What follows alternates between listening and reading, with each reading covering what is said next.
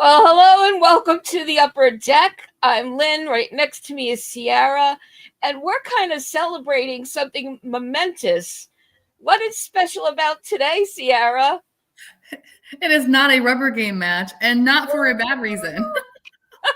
Woo! It feels so good not to have a rubber game Sunday.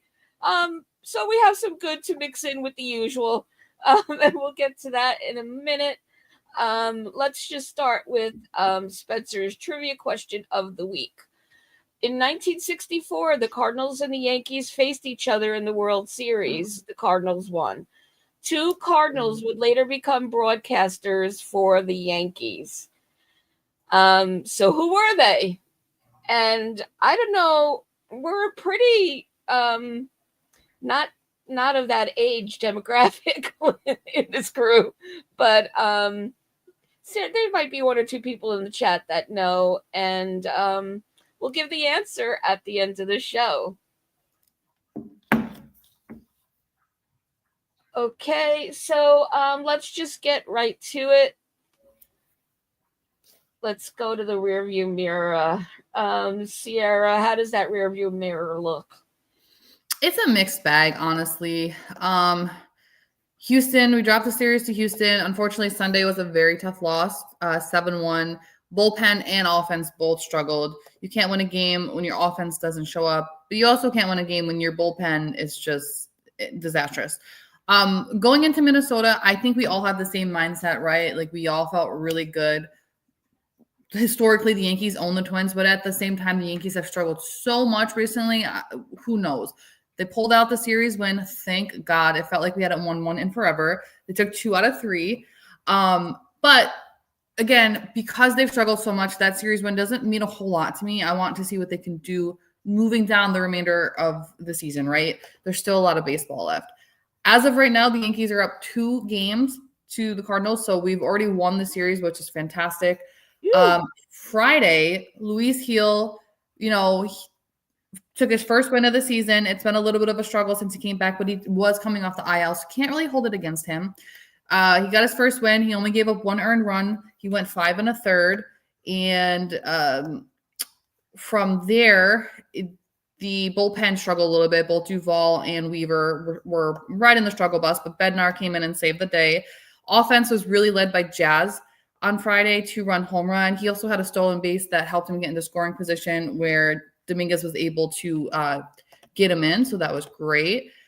Saturday, yesterday, offensively, the Yankees looked fantastic. However, Max Fried struggled a lot. This was Max Fried's 8th consecutive bad start. I think we might need to be a little concerned there. Ben Rice almost cycled. He was a triple away. He had a 3-run home run, a 3-run double, and an RBI single. Tied his career high 7 RBI. Ben Rice, when Ben Rice is on fire right now, and I love that for him. I love that for us. Aaron Judge gave us his 39th home run. McMahon showed up with his first Yankee home run. Shout out to him for that. Grisham, 4 hits, 500th career hits. I almost said home run, and I'm like, that doesn't sound right. 500th career hit. I feel like that's not being talked about enough.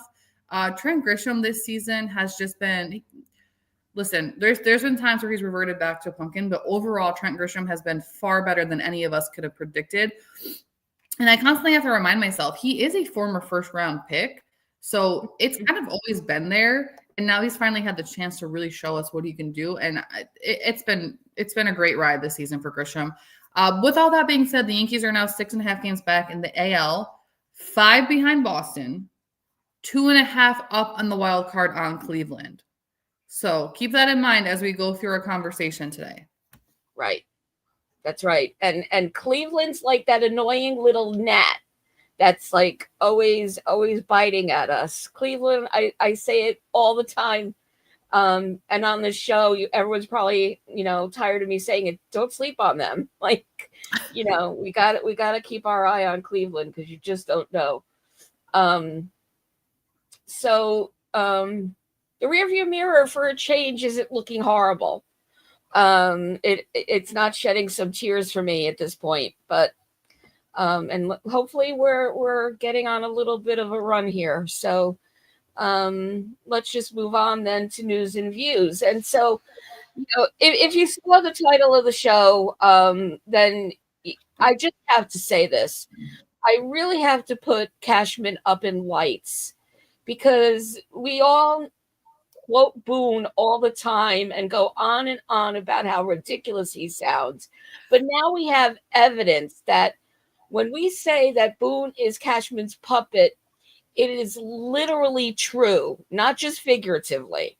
So I'm going to read you the quotes from an article that came out the other day. All right. So right now, we're not in control of the division, so our first goal is to try to win the American League East and automatically punch the ticket that way. If not, we'll be fighting to punch a ticket a different way. And there's a lot of time on the clock, but not enough time at the same time. The obvious answer to that question, to state the obvious, is we've got to win tonight's game and keep it simple, one game at a time, but then string together win after win. Sound familiar? I feel like he was just. I understand the sentiment of what he's saying, but he's just talking in circles at this point, right? Like, yeah, obviously the Yankees have to go out and win games. That's the whole point. But for you to say you want to just punch the ticket without the wild card, but you're not sure if we can, all in the same sentence. I don't know what direction you're leading us at this point. And you know what? I think I have mixed feelings about Cashman because he's been doing this my entire life. So he has proven success because the Yankees have won championships under him. It's not like they haven't, but maybe he's at the point where he doesn't know what he's talking about anymore. And the game has evolved so much and he can't keep up with it. And he's overcompensating with some of the things he does do. But 100% Aaron Boone is a puppet of Brian Cashman. And that's why I get frustrated with Boone, but at the same time, even if Boone was fired, the next person they put in there is just going to be another puppet for Cashman in the front office. It's not going to make a difference. But does anyone, he must have media consultants. All executives do. He must go through communications training. Do they play back these interviews the way players play back on their iPad, what just happened on the field when they go back to the dugout? And does he listen to himself? Because there's a lot of time on the clock, but not enough time at the same time. What the frick does that even mean? That's a bunch of yabba dabba garbage. Like, how are you a leader? You're not a leader. Boone, when he talks like this, which is basically all the time, is not a leader. So along with the medical staff, I now have to say, where's the communications team? Because they should be fired, maybe even first, because we are not stupid. We are the savviest fan base, I dare say, in MLB. Who does he think he's convincing? And how is he not embarrassed?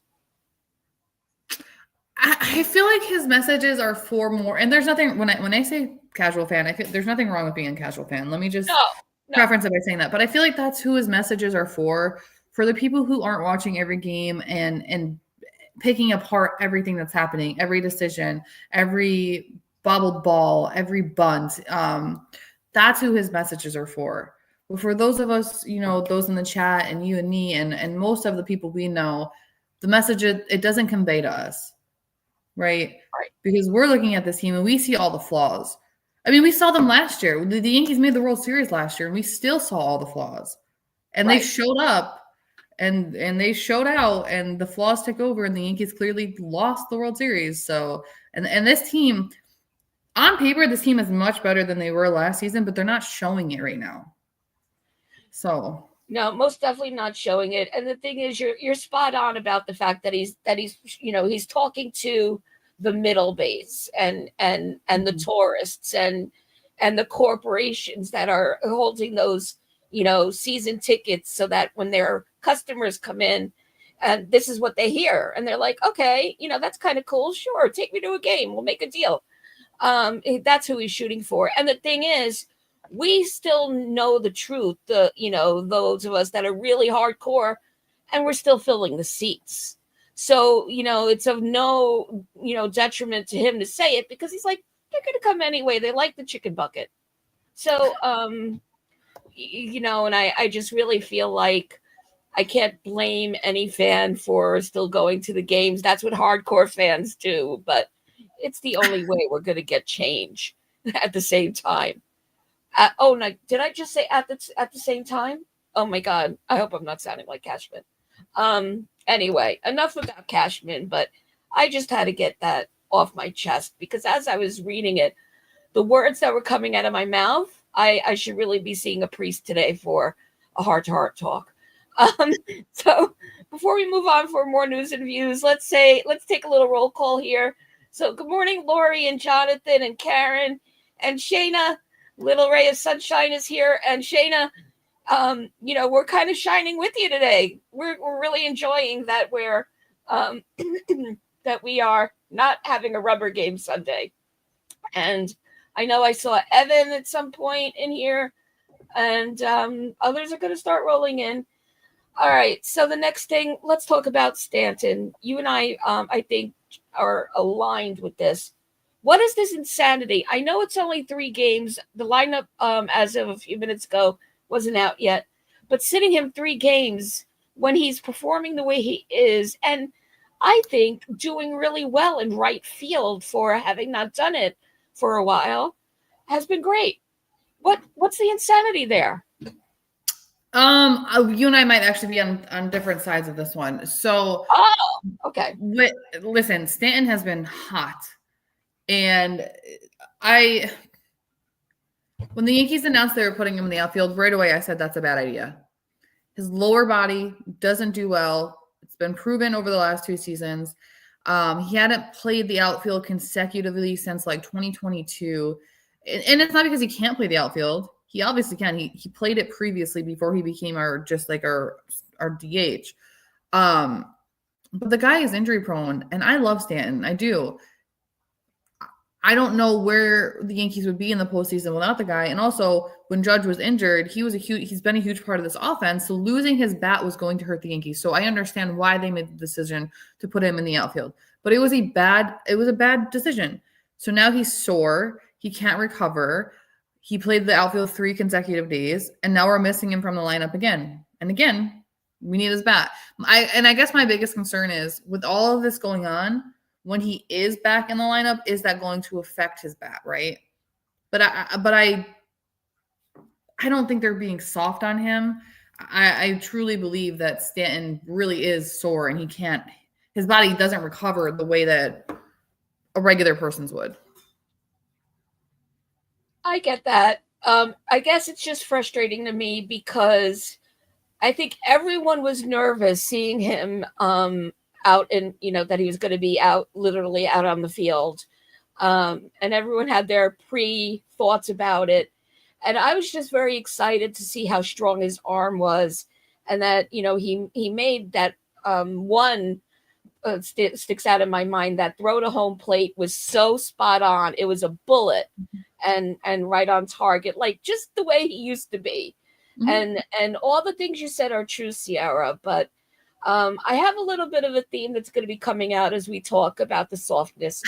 And I don't know if it's the Yankees or MLB in general, but I understand all those things with Stanton. It's like bubble wrap him when he's not at the plate.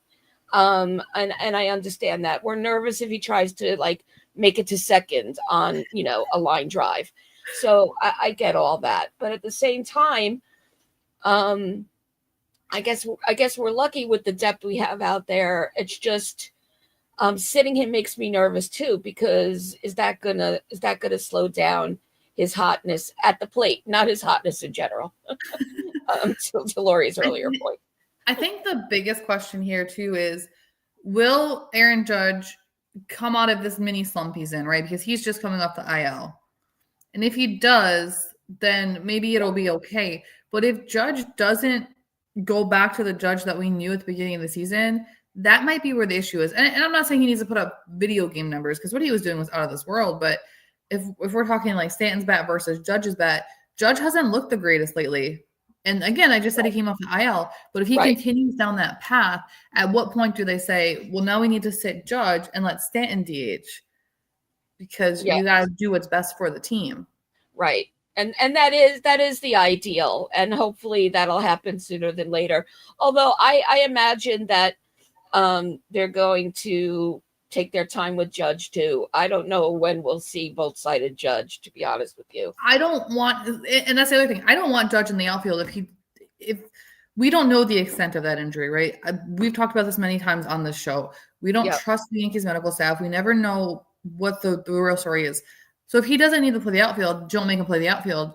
This is one of those things where the Yankees are really in a pickle because we are really bottlenecked at certain positions right now. We have what feels like 100 outfielders and 7 DHs, and now we've created this issue where we're finding a hard time to play certain people. Yeah, and all of that is sound and valid, and I agree with all of that too. I guess this is also just me feeling a little bit frustrated and nervous, and I just hope, you know, I believe that Stanton's doing everything he needs to do to stay in primo condition and ready to get back to just, you know, being the DH, but I guess we just will continue not to see him. But and the longer we wait to continue not to see him keeps me worried. So I know that MLB is so different than it was when I was growing up, which was, you know, in the Mesozoic era. But, you know, players like were so much grittier, less soft, and managers were so much harder on them. And so I just feel like, talking about Goldie and Belly, for example, like Belly had a tummy ache or something yesterday. Yeah, you know, maybe he needed some Imodium. I don't know, but you know, in the notes it said that, you know, he wasn't feeling well, so they sat him. Well, you know what? If I called in sick every time that I had, you know, I wasn't feeling so great, where would I be? I mean, so. And I just don't know, with something so minor. Goldie, a little bit more grace on him, but still, it was minor. He's not on the IL. They're just sitting him. And why would they want to protect him so much when we have Rice? But I understand not wanting him to get further injured. It's just a question in my mind, and a little bit of a frustration. And believe me, I'm not missing Goldie as much as I'm missing Belly because of Rice. And might as well be the Ben Rice show. But why are we doing this? All right, so I'm going to talk about Goldie first, and then I'll talk about Belly, because I think the two are separate. As far as Goldschmidt's concerned, he's 39 years old. So if he is hurting, I 100% believe he's hurting. I believe him. Yeah. I wouldn't be surprised if he does end up on the IL at some point and they retroactive his date or whatever. And to your point, when Rice is playing so well right now, I guess it doesn't really matter that Goldie's not on the field. And Belly played first recently. Bellinger, first of all, let's talk about Cody Bellinger Friday. His defense in the outfield and at first base was just incredible to watch. It's like he can just do anything. The guy is having such a phenomenal season, and I feel like it goes because Judge was having the type of season he was having before that injury. Cody Bellinger was not getting the recognition that he should be getting. Yeah. With that being said, I don't know how I want to say this, but so I'm okay with Belly sitting if he doesn't feel good. The guy clearly has a weak stomach. Like, we've seen it earlier in the season with the chicken wings. Like, maybe he should just stop eating bad foods.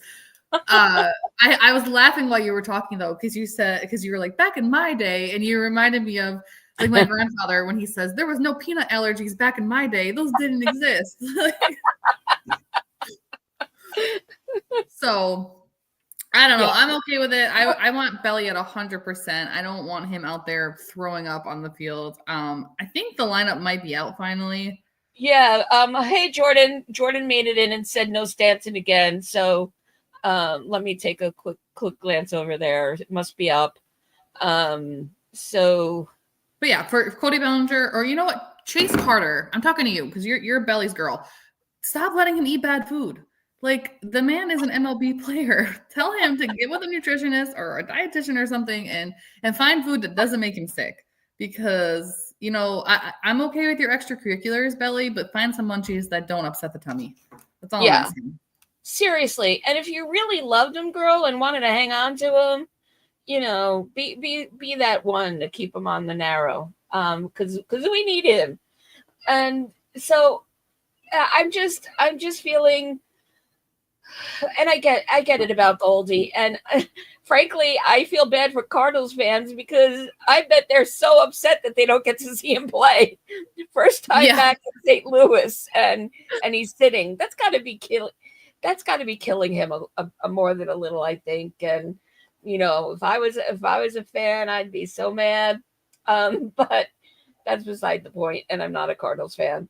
Well, no, you're 100% right. So I had the pleasure of being in St. Louis at Busch Stadium when Harrison Bader was a New York Yankee, the first time that he went back to Busch Stadium. And the ovation that Bader got was insane. I can only imagine, like, Goldie got an ovation and he got a video and everything else. But I can only imagine how frustrating it must have been for those fans Friday night not seeing him in the lineup. Because, like, he's a much bigger player than Bader ever was. So Goldie's in the lineup. There you go. They heard you, Lynn. Okay, they heard me. Okay, that's great. I'm glad for him. I'm glad for the fans. Mostly glad for him because it, you know, let's just trust. Now I'm going to be the opposite of what I just said and say I hope they didn't rush it. I hope it means that he really is all clear. See, no, you sound like Brian Cashman. I know. I have some nerve. All right. So, Sierra, what do you want to talk about in terms of players? I wanted to talk about, listen, I have a little bit of a controversial take, and if I get eaten alive, that's okay. Let's talk about Max Fried here for a second.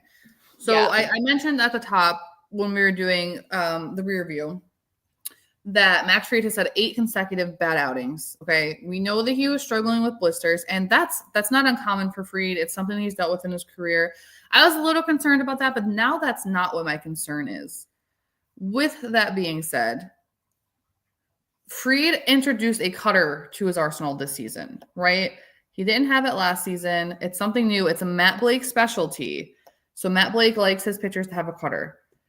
And it's been phenomenal so far in 2025. It has this one is for my stat people, plus 14 a run value, okay?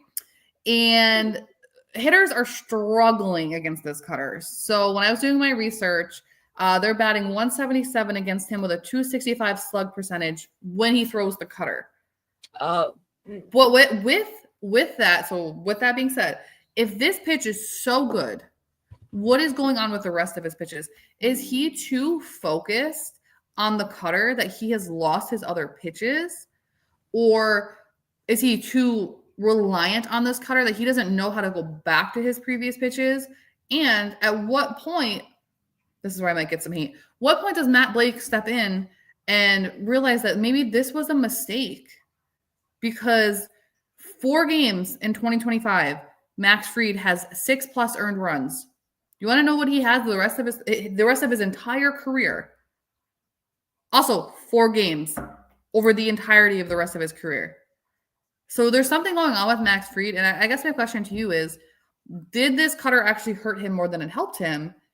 And is Matt Blake not very good with the starting pitchers?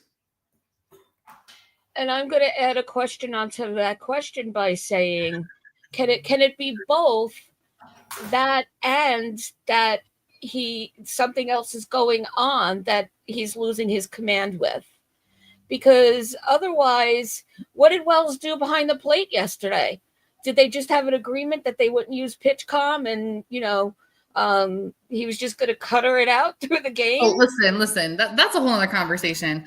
I've come to the conclusion that none of the pitchers trust Austin Wells behind the plate. That they don't like pitching to him.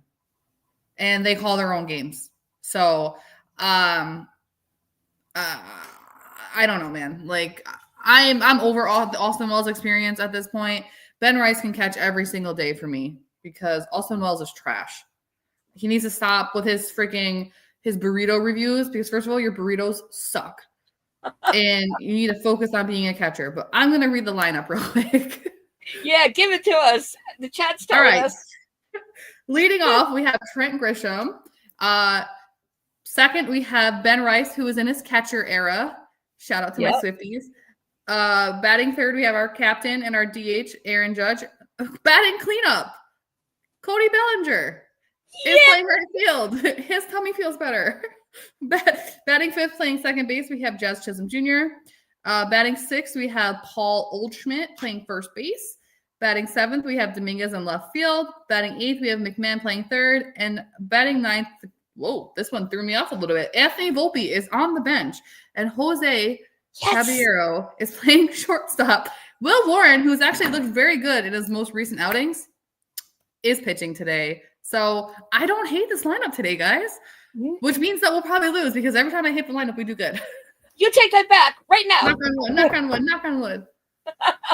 Yeah, and Chris is saying first half Reed was itching like a Cy Young candidate and now not been so good. Control issues, but what's causing it?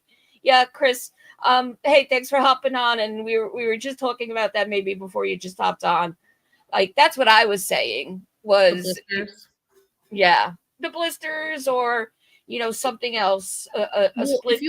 If you look at Sport Track, where you can look at like injury history and salary and all that stuff, he does have like he's had back injury and like stuff like that over the seasons. So who freaking knows with the Yankees? I'm convinced that if you come to the Yankees, you have to get injured at some point in the season because look at Austin Slater and look at Ahmed Rosario. They just got here. What the hell? Not that I'm upset. Like, no offense, Austin Slater. Not that I'm upset about him being injured. Like, I wasn't really excited about the trade in the first place, but it's just kind of comical with how the season has gone with our injuries. They just got here and they're already injured. I know. I mean, it's just the Yankee way, though, right? I mean, why not? We got Bader with a booty on his foot, so why not? But my guy Bader showed out in those playoffs. Okay. Oh yeah, and you know what? Slater and Bader rhyme, so maybe the same could happen there. Maybe Slater will be a juggernaut when he comes going in. We see him. Oh, who knows? All right, so let's get to who's hot, who's not, who's meh. So Sierra, you and I are on the Rice train, for sure. I mean, is there any argument? I don't know. Let's see what the chat says if they think they have another hottie. But Ben Rice, so the only other Yankee, by the way, to have had the multiple 7 RBI games or more was Lou Gehrig. So let that sink in for a minute. Since Lou Gehrig, there hasn't been anyone else until 2025 to do what he's doing right now. So he's one of my hots, and my second hot, I gotta give it to Grisham because I've talked a lot of snark about him leading off. I haven't been so pleased with that, so I just have to call him out, even though it's recent. He had his career high 4 runs last night, so his bat has been. Nothing's going to be as good as his fielding, but his bat has been better. Say that past 10 times. And Sierra, you said it, and I agree. Like Belly is a super utility guy. I mean, there's nothing this man can't do. So, go ahead, Sierra. What's with you? Yeah, let's start with Belly. So, like I mentioned, when I was watching the game Friday night, seeing him play the outfield, seeing him play first base and then go to the outfield when the bullpen was struggling, like that was the kind of pick me up we needed because. I don't care what anyone says. Lately in 2025, watching the New York Yankees and late inning games that are close, it's like it's what we thought Clay Holmes was. It's much worse. Like I don't know when Duvall's on the mound now. I was so excited to get Duvall, but I'm like trembling. Devin Williams, I never know what I'm going to get out of what we're going to get out of Devin Williams. Luke Weaver, he's kind of struggled with command recently, so. To have a guy like Belly out there to pick you up, love that. But his offense has also just been great. Like, he has not stopped being good offensively. So, but Ben Rice, listen, my bilingual king, Ben Rice, 7 RBI. That's phenomenal. I wish he would have got the triple just because it's so fun, but at the same time, 7 RBI is such a big deal. And he's only a sophomore. Like, that's crazy. It is crazy. And or would he be considered? I'm sorry, guys. Would he be considered a rookie? Because last season he didn't. I don't know, but he's still young. He's still a baby. That's my point. But also David Bednar. Listen, his first outing in Miami, not good. I still put that on the analytics team. Bednar does not pitch good against Miami. He should never been in that game. Since then, Bednar has been nails. He's been the Bednar that Pittsburgh had. So that was phenomenal trade, okay? We'll let that game in Miami slide because I don't blame him for that. Will Warren, just going to toss his name out there. 2 really strong outings recently. The Yankees pitching is struggling to go more than 6 innings. Yeah. Will Warren has gone over 6 in his last 2 starts. So hopefully he can keep it going today because that's part of the issue with the bullpen right now is the starting pitching can't get out of the 5th inning. So the bullpen is burnt. And they're not managing the bullpen very well. And then also Stanton. He's on the bench right now. He was on the bench for the past few days. But before he sat, he was on fire. Okay? He is just ticking off home run after home run. He is making his way to the Hall of Fame. I don't care what anyone says. I don't think he even needs 500 at this point. Can we please just win a World Series for my guy Stanton before his body just completely falls apart? This really needs to be the year. And thank God Cashman has 5 different scenarios of why it's going to happen. And I agree with you so much about I don't think he needs the 500 either. And the stats alone and I think could do it for him, but so and let's go to who's not. We kind of already discussed it, but why not talk about it again? I mean Max Fried. So again, I've said it like 4 times. This is his 8th consecutive bad outing. Yesterday, not today, obviously. He has a 6.8 ERA in that time frame. Yesterday, he gave up 7 runs on 8 hits. And like I said, four games this season, he has 6+ earned runs. In the rest of his career, 4 games as well. So whether it's the blisters, whether there's something else going on, or listen, I was just throwing out some fun controversy when it came to the cutter because I find it interesting that there's that he has this phenomenal pitch that he didn't have previously, yet he's struggling so much. There's something going on with Max Fried. Yep. No, so Max Fried, I never thought he was going to be in the knots, but he is this week. He is, and I think you were spot on and right to bring up those points, and I think they're perfectly valid. And I don't want to be worried about else brewing other than the fact that they've been emphasizing the cutter so much. But now I have a raised eyebrow at Fried, and I want my eyebrows to be on the same level because it's a little bit worrisome, and I think we do have to keep an eye on him. And so I just want to put this comment up there. First of all, Doug, I think you're a first time coming in, so thanks for joining us. He's answering the question on the slide, the title of the show. Confirming that that's what they think. They think we're stupid and the reporters are stupid. The reporters, I agree, they ask stupid things, so of course they're going to get a stupid answer. I'm going to ignore the stupid podcasters thing because you didn't say excluding you, Lynn and Ciara. I'm assuming that, you are excluding us, right? But the last thing we are is stupid. All right. And so in terms of my knots, right in line with yours, we talked about Austin Wells. His days, I don't know what his days are going to be, but I would not be sad about him being part of a package anytime soon. Let me just call out some of our regs who have shown up. So Lou is here. We got Egyptian Magician.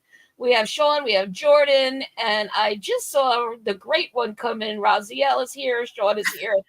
And Christopher Cancel is here. To answer your question, Christopher, no, he didn't call us stupid, but the way he was speaking and just like going in circles, we're curious if he thinks we're stupid. He needs, yeah. I guess that's the best way to put it.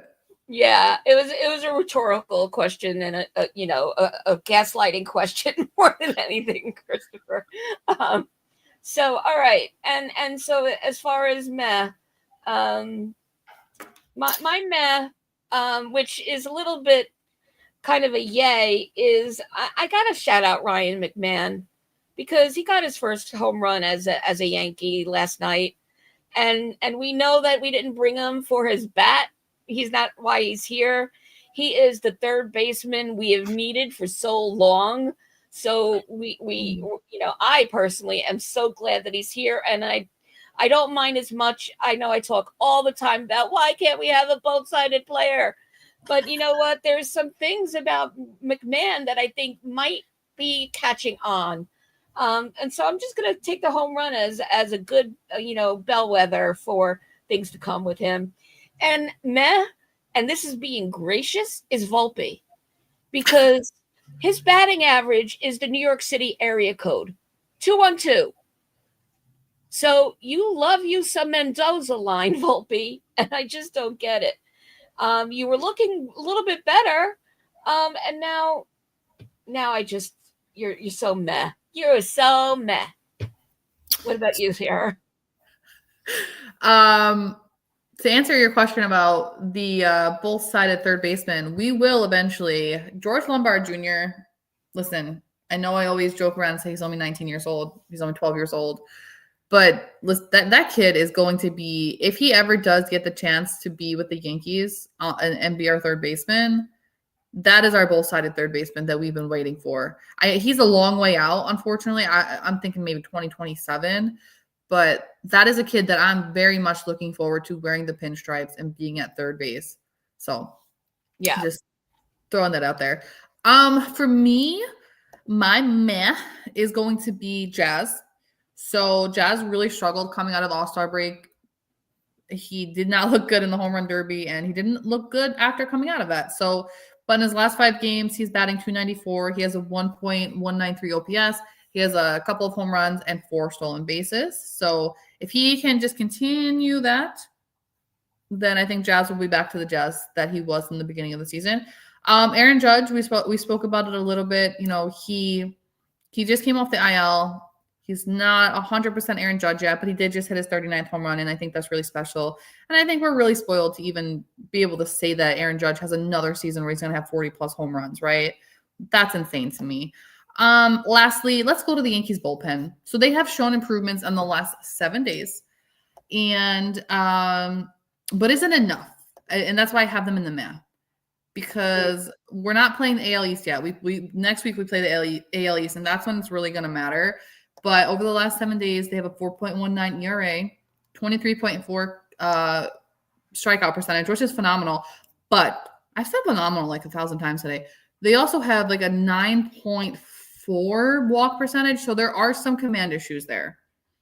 And that would be my biggest concern going into next week. So they weren't terrible this week, but they weren't good enough to be in the hot. Right. I'm down with everything that you just said. And so, Sean, I'm assuming this is a meh for you. Dominguez is a meh. I can get on board with that. His defense has, it's a little questionable at times.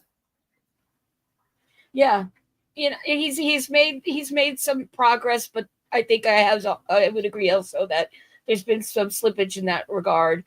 But they also, need to continue to play him a little bit more. So, yeah, but I could agree with that for sure. All right, so let's talk the next thing, which is who's your hero for the week, Sierra? I didn't pick one yet.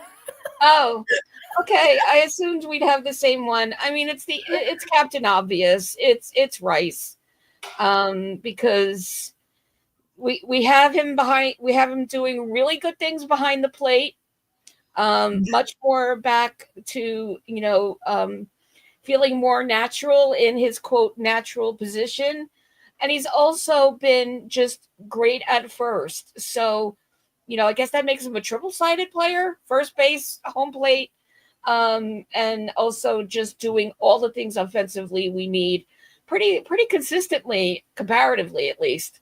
So, yeah, he's my hero of the week. I'm gonna go with Bednar. It's been a rough season watching Devin Williams try to be the closer. I feel like, and there are some fans out here who don't agree with this, but not everybody can pitch in New York. And I feel like Devin Williams is one of those guys, unfortunately. I know we were all very excited for him to come here, but he has really struggled. Even in like the lower leverage situations, he hasn't done well. David Bednar, outside of that, like I said, that first game in Miami, Yeah. which again, I'm not putting that on him. The analytics department, for how analytically driven the Yankees are, they completely failed us that day. But he's been nails ever since. And it's nice to have somebody come in after watching other guys, Weaver and Duvall, struggle with command and be able to just get us out of it and get the win. So, yeah, Bednar, you're my guy for the week because we need a closer. See, for someone who didn't have one, you came up with just the right one, because I'm right there with you with Team Bednar. I'm very excited about him. Williams did okay. I think if there's going to be a sweet spot for Williams, it's going to be the first guy out of the pen.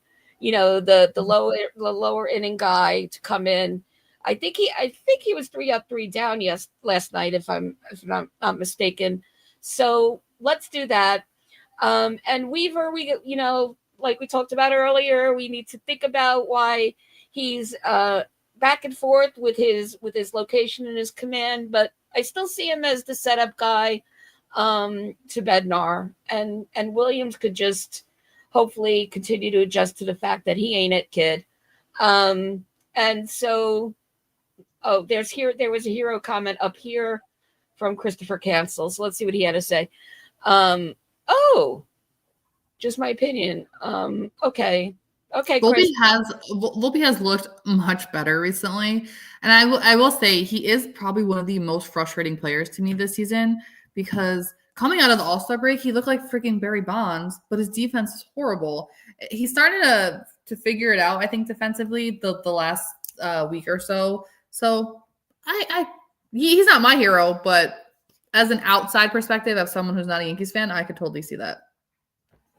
Yeah, I think so. I can see that as well. I hope to see it again. So, look, he's the golden boy, right? We're supposed to really believe that, he's going to be the next lifelong Yankee. And so if we got to live this long life with this kid, got to pray for it, right? It's really funny that that's still like the narrative, because it's funny to me. I'm watching all these fans online turn on the great Yankees of the past, on Jeter and A-Rod and other guys who have spoken out against the analytic department and how this organization is being run now. And I don't know about everybody else in the chat and about you, Lynn, but to me that's comical, because you're telling me that we as fans know more than the guys who have won World Series, won Gold Gloves, won MVPs. Like, they are the insider perspective that we need. They're telling us as fans, like, hey, something is wrong. If I did that, I would be on the bench. If we did that, we would all be on the bench. Like, it's worth listening to what they're saying. And it was very telling during Old Timers Day, hearing Yankees of the past talk about it. Mm-hmm. And it was just days after Jeter and A-Rod had came out and said something. And it also makes me wonder, and I know I'm completely off topic right now, but Volpe made me think of this. Jeter does not come to Old Timer Day. He sent a video. Why is that? To me, there's a disconnect there, because why would one of the greatest Yankees of my generation, one of the most beloved Yankees ever, not want to be involved ever? Like, he's never involved with anything Yankee related. That's very telling to me. Absolutely. And you hit it on the head, Sierra, when you said that they were there, and they know the culture that was their culture and the winning culture in the clubhouse, and that includes the management and the ownership. and what there is now. So good for them for calling it out, and good for the old timers that joined the guys in the booth on Old Timers Day and spoke truth to power on that. And Cashman still had the nerve to come out and say the yabba dabba do that he did, but that'll always continue. And so, Christopher, we agree with you. I'm going to put this up, highlight you again because why won't it come up? Yeah, we are. They should be paying us. There's no doubt about it. So an Egyptian magician is saying that Jeter came out because he hates him. Well, Jeter's not alone. But okay. So why would he want to soil his come around and clients who run the team? I missed what that's in relationship to. That's I'm talking about Jeter coming around this organization. Yeah. So, I know everyone's so loyal to Jeter, and I love it. You guys are cute and adorable, and I'm with you. But yeah, it was his daughter's birthday, so yeah, I don't know. I feel like, look, I get that it was his daughter's birthday, but you're telling me that he couldn't take her to New York. He has 4 kids now. I love Jeter in his dad era. I do. It's adorable. But you're telling me you couldn't make a family trip to New York? You're you're the face of the New York Yankees. The face that I grew up with, at least, right? Now it's Aaron Judge. But most of us here, Derek Jeter was the face of the Yankees for a very long time. Right. And I just feel like if he really wanted to be involved in this organization, wanted to participate in these things, he would. But he's come out on ESPN with A-Rod and has spoken out against how this organization is being run. And I feel like there's more to it than it just being his daughter's birthday. But that's just my personal opinion. And let's face it, how often do Jeter and A-Rod publicly agree, or maybe privately agree anymore? So that this was big. No, but I also get where everyone in the chat is coming from, and what you just said. Jeter has been the face of the Yankees for so long that it does seem really odd and off that he is so removed from it. But I think it started when he bought the Marlins and became an owner of his own team, and he instantly sort of started distancing himself from the organization when you really look back from when he first retired. And so that also makes me go, a bit too, in retrospect.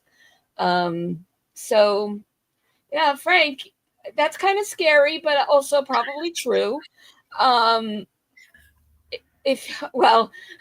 Before we jumped on, Sierra and I were talking about Altuve.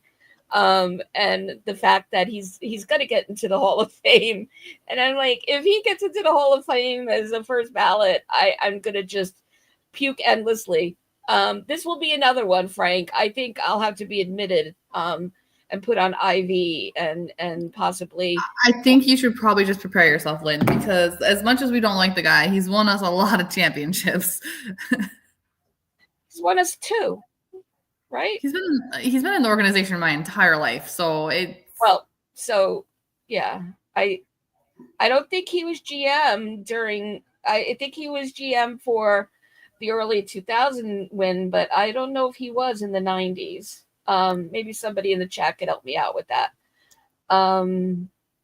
So he's been GM for 26 years, so since 98.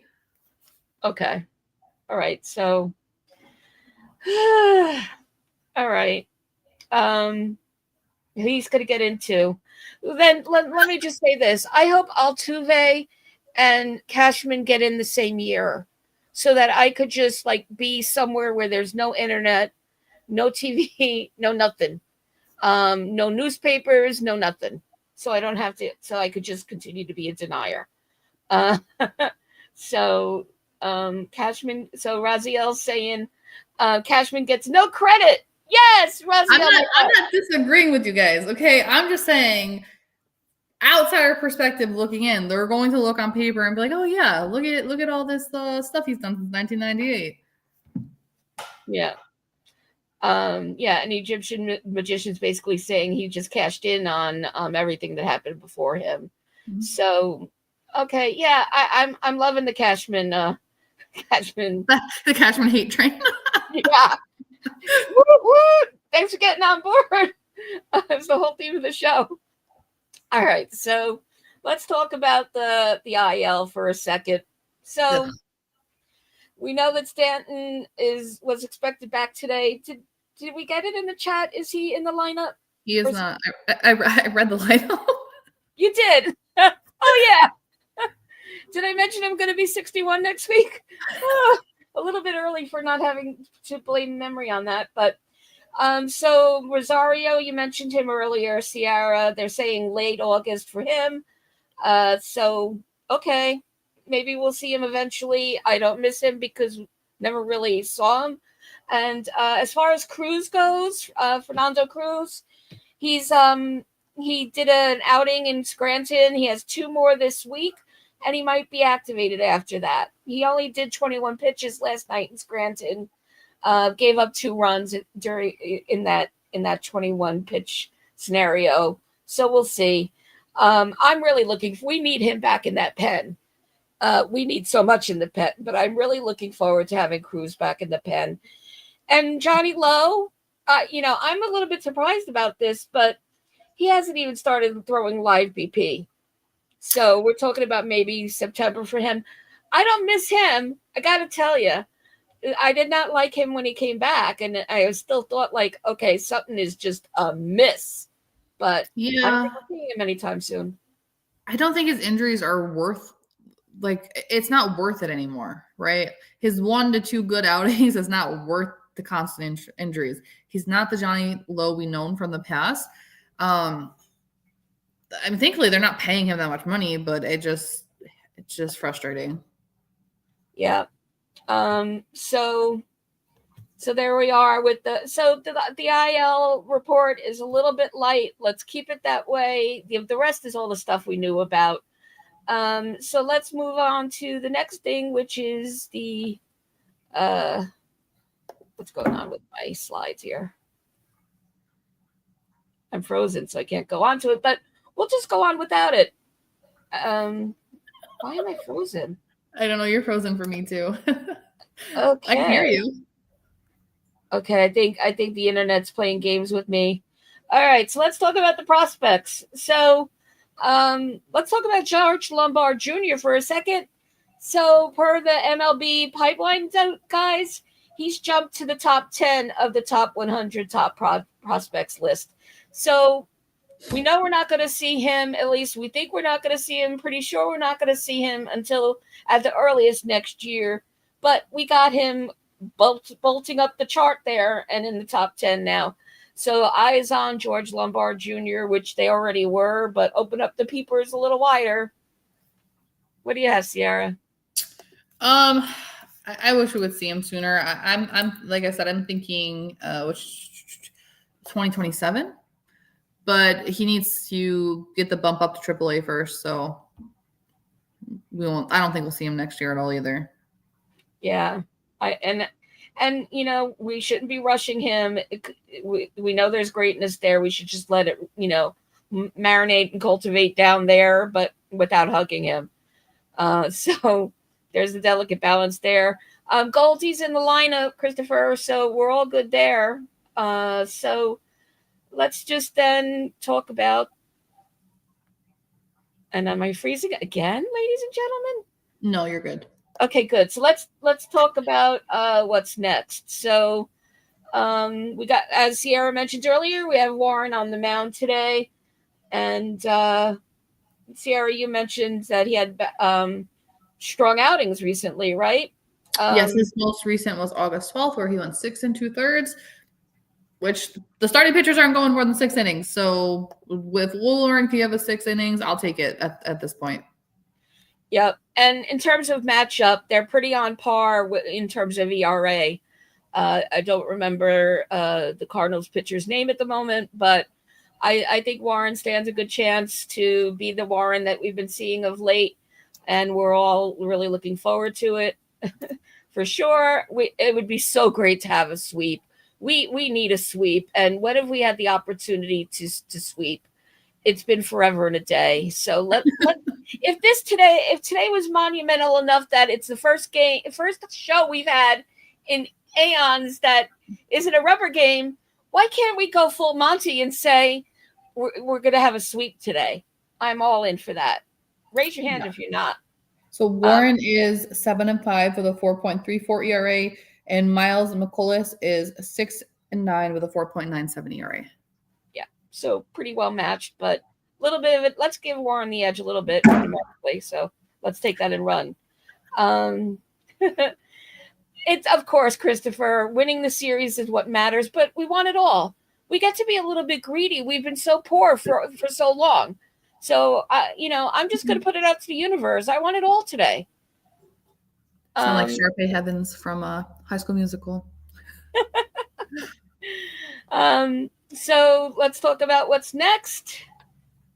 So here we go, ladies and gentlemen. Game 3 today, and then we have the Rays, and the big story is going to be the Red Sox series coming up next weekend. So Sierra, let's lay down some prescriptions. Listen. I'm gonna be a little slip. Maybe I do need some prescriptions. But go ahead. I'm gonna be a little reckless here and say I don't think it's possible to sweep the Cardinals and then sweep the Rays and then sweep the Red Sox. So either they need to drop a game to the Cardinals today, or they need to drop a game somewhere to the Rays, because when they go into Boston, they need to win. There's no if, ands, or whats about it. Currently, the Yankees sit 5 games behind Boston in the AL. This is the week where they can gain those games. If Boston can lose while the Yankees beat up on Tampa, and then they meet and the Yankees can beat up on Boston, phenomenal. But Boston is a good team. They should have, on paper, they should have been much better this season than they have been. They are finally getting their stuff together, it seems like. Alex Bregman is healthy. Garrett Crochet is a monster. Getting rid of their star player actually somehow saved their season. I can't figure out how releasing Devers did that. Insane. So the Yankees just they need to grind this week. This week is probably the most important week they've had this season. Just because they're facing 2 AL teams and where they're at in the standings. Like they need to go into this just ready to play. It's so critical. And if I'm remembering correctly, which is always a crapshoot, I don't think we're facing the Jays again. Maybe possibly at the tail end. So all the more reason we gotta gain that ground and get closer to the Jays. So and Christopher, to answer your question, Tampa Bay will be at Steinbrenner Field. Maybe that'll give us some extra juju. I don't know.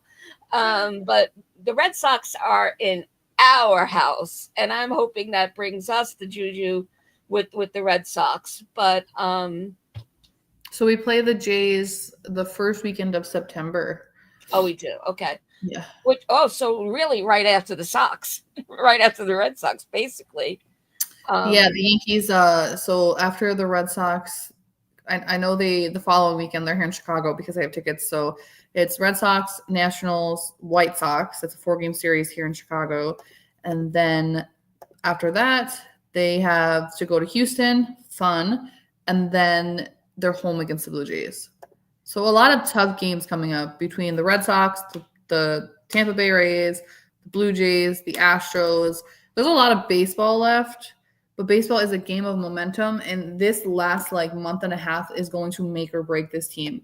They're either going to get the momentum and get pushing, or they're going to lose all the momentum when they go up against these AL teams. All right, we gotta keep the Yankee Express going. That's it. We gotta have that 4 train on the tracks, doing what it's got to do, because this is it. And I know we have 3 possible ways. We're going to punch the ticket the full way. We're going to punch it through. I'm trying to think of Cashman's quote, but I think I deleted it from my brain. We have multiple ways and so much time, but we don't have time. So this is every single game. And I know we're highlighting the ones we're seeing this week, but it doesn't matter. Every single team we face between now and the 162nd game is critical wins. Mhm. Every game is a critical win, but this is do or die, folks. The mathing is getting hard, and math is always hard for me.